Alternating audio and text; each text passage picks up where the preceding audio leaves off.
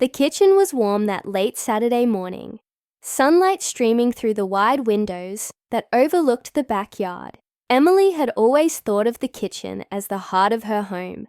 It wasn't just where meals were made, but also where memories seemed to linger.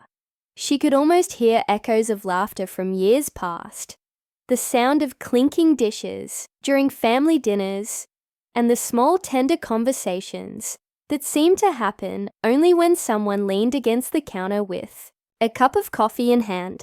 That morning, Emily was moving with quiet rhythm as she chopped vegetables for the soup she had planned for lunch. Her husband, David, was outside mowing the lawn, the steady hum of the machine drifting faintly through the screen door. The house was otherwise still, save for the faint sound of water running in the sink. It was then that she heard footsteps padding across the tile floor. She looked up and saw Ethan, her stepson, standing hesitantly near the doorway. Ethan was 17, tall, but still holding on to some of the lankiness of adolescence.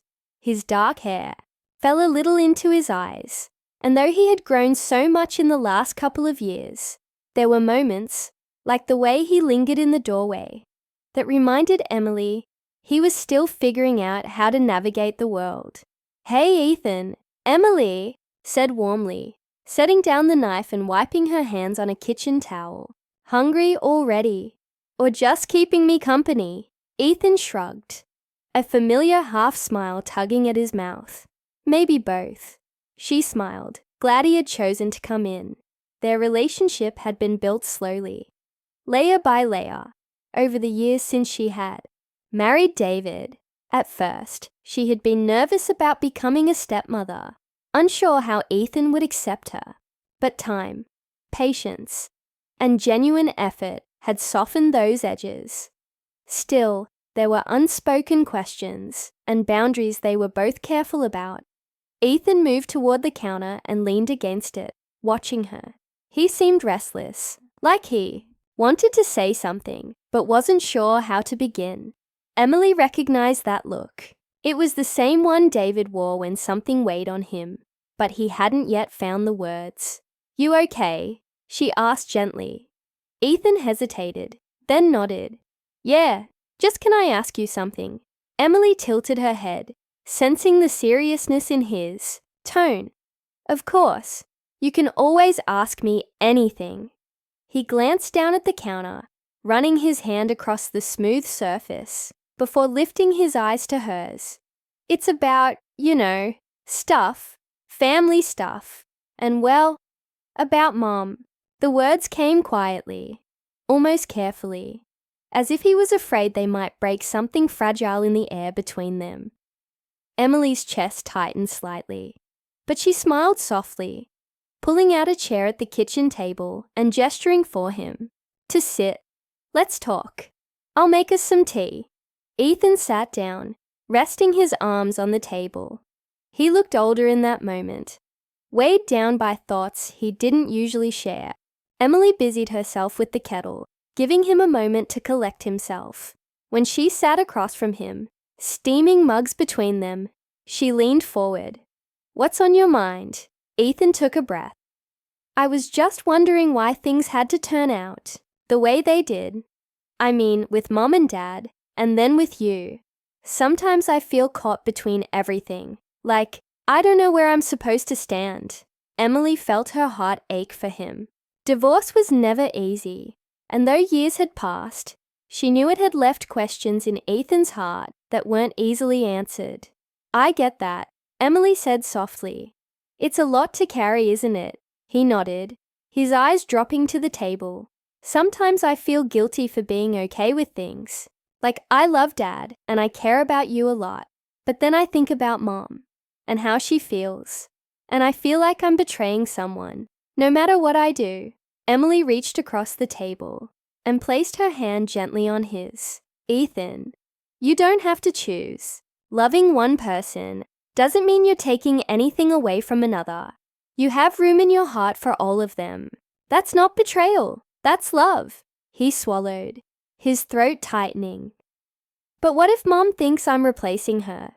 "You're not. Emily said firmly, though her tone remained gentle. Nobody could ever replace your mom. She'll always be your mom, and that bond is something sacred. What you and I have is something different, but it doesn't take away from that. It just adds another layer to the people who care about you. Ethan nodded slowly, taking in her words. His gaze softened as he studied her, and for a moment, the guardedness in his expression faded. Emily remembered the early days when Ethan would barely look her in the eye. Still loyal to the memory of his parents' marriage, she had respected his boundaries, never pushing, only offering kindness where she could. This moment in the kitchen felt like a quiet breakthrough, a glimpse into the trust he was extending toward her.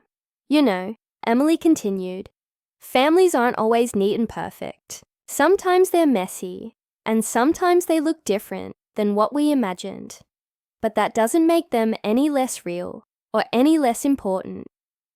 What matters is the love we choose to give each other. Ethan exhaled, some of the heaviness lifting from his shoulders. Yeah, I guess that makes sense. They sat in silence for a moment, sipping their tea.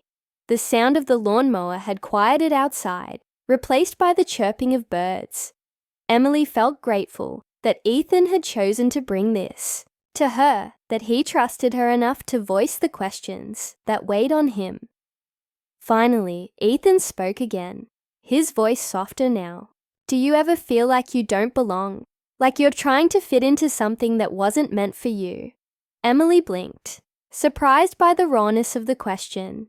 Sometimes, yes, she admitted honestly.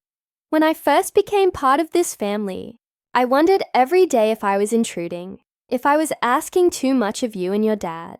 But then I realized families are built, not just born, and if we keep showing up for each other, if we keep trying, then we do belong. Maybe not in the way we first imagined, but in a way that's just as real. Ethan looked at her with something like relief in his eyes. Thanks, Emily. I don't always say it, but it helps. You help. Her chest warmed. She smiled and reached across to squeeze his hand once more. And you helped me too, Ethan. More than you know. That morning in the kitchen, with sunlight spilling across the table and tea cooling in their mugs, something shifted between them. The unspoken distance that had lingered for years seemed to soften. For Emily, it was a reminder that love didn't always come in the form of perfection.